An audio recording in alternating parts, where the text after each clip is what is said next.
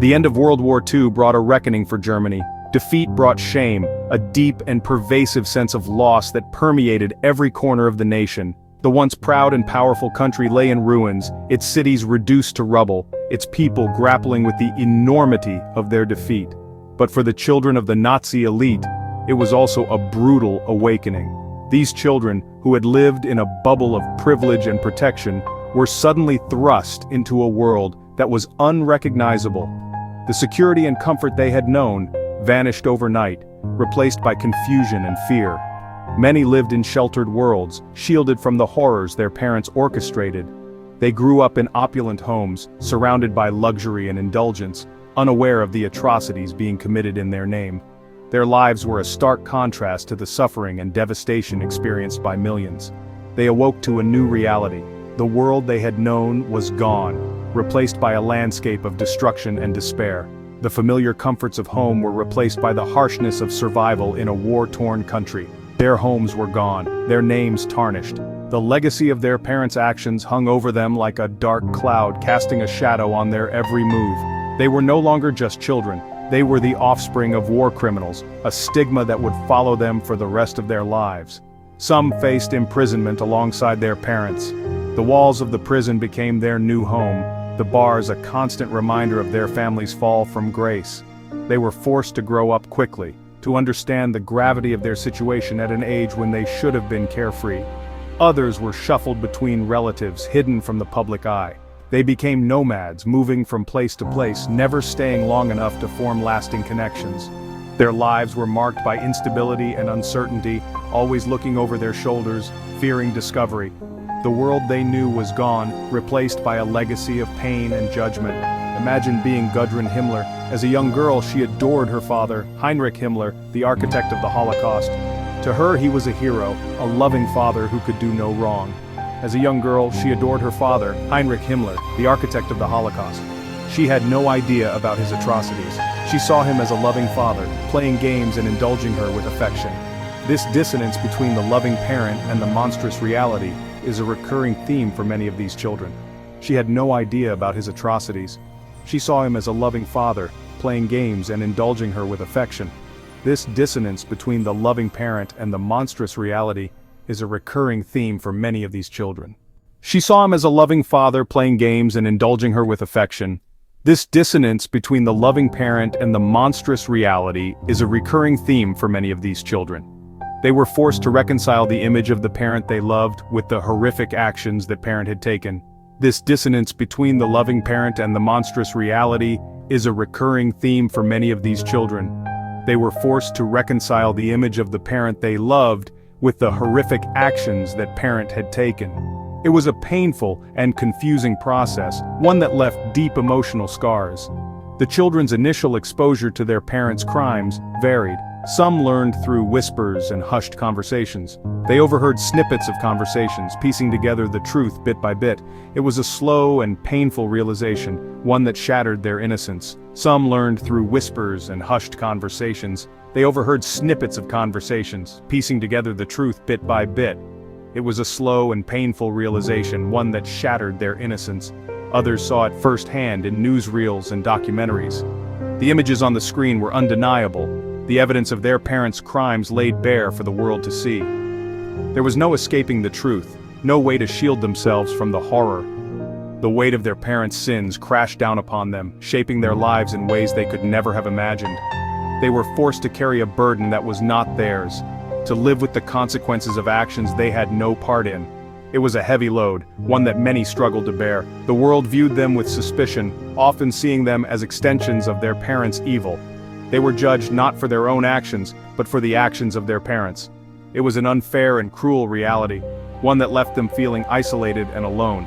This unfair judgment left an indelible mark, forcing them to confront a past they did not choose.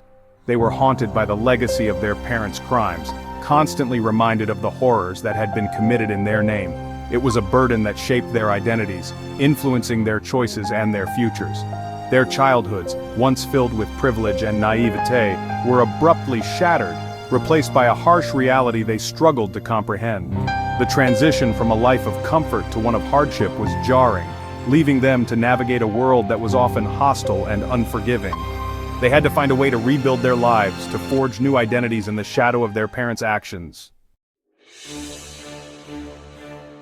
Hermann Göring, the Luftwaffe commander and a prominent figure in the Nazi regime, was a man of immense power and influence. His name became synonymous with the terror and destruction wrought by the Nazi war machine. As one of Hitler's closest allies, Göring played a pivotal role in the orchestration of the Holocaust and the aggressive expansion of the Third Reich. This dark legacy cast a long shadow over his daughter Edda. Born into a life of extravagance and power, Edda Göring was the apple of her father's eye.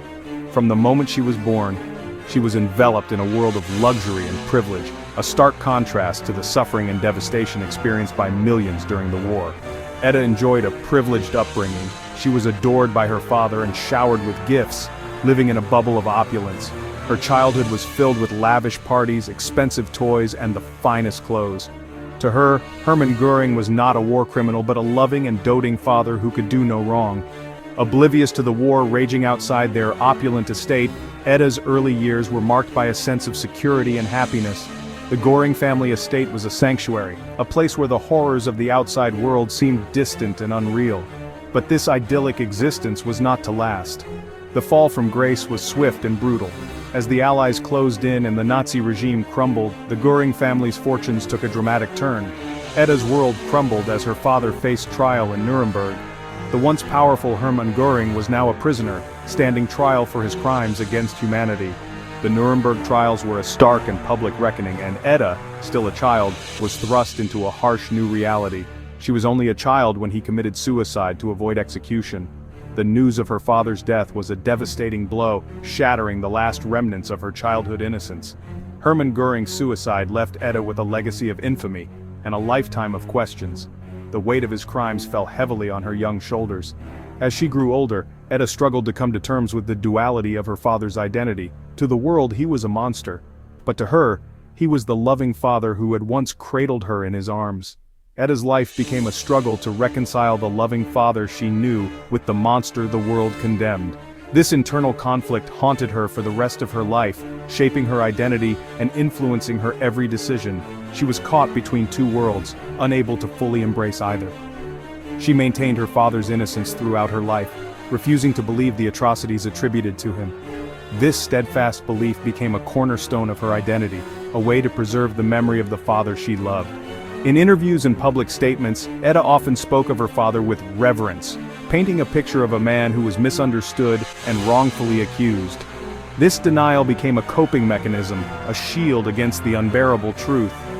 Edda's refusal to accept her father's guilt allowed her to maintain a sense of normalcy and protect herself from the harsh realities of his actions. Her diaries and letters reveal a woman deeply conflicted, torn between love and the need for truth. Edda's story is not unique. The children of other high-ranking Nazi officials faced similar struggles, grappling with the legacies of their infamous parents. Many children of Nazi leaders grappled with similar conflicts. They too were raised in environments of privilege and power, only to have their worlds turned upside down by the revelations of their parents' crimes. These children were left to navigate a complex and often painful path, trying to reconcile their personal memories with the historical record. They clung to idealized images of their parents, struggling to accept the horrific reality.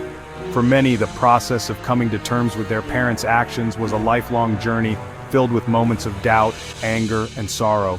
The idealized images they held onto were a way to preserve their own sense of identity and worth.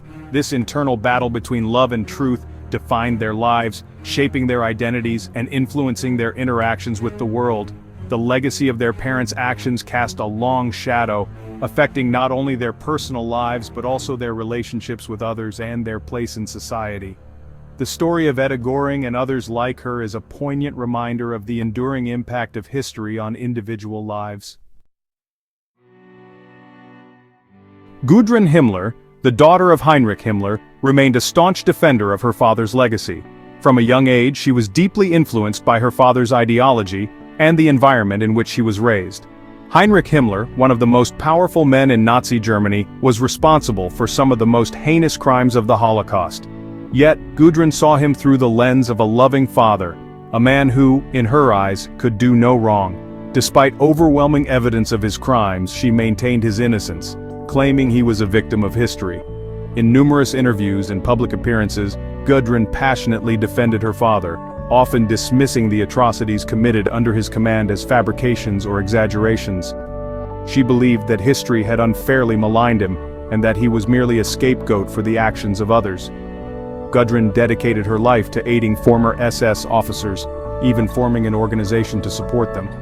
This organization, known as Stille Hilfe, provided financial and legal assistance to former SS members and their families.